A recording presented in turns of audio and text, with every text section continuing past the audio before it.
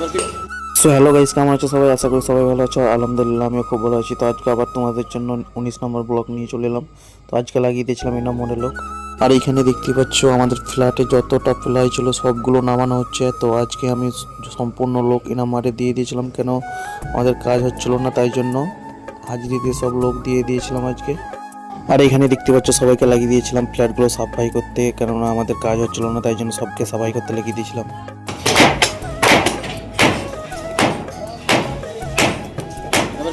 Hello guys, আপনারা ভালোই ভালো আছেন। কি বলবো, খুব কষ্টের বিষয়। কাজ করে পুরো ফ্ল্যাট আমরা এই ফ্ল্যাটগুলো সব গাছগুলো করবো, তার জন্য এই নাম্বারে কাজ করছি।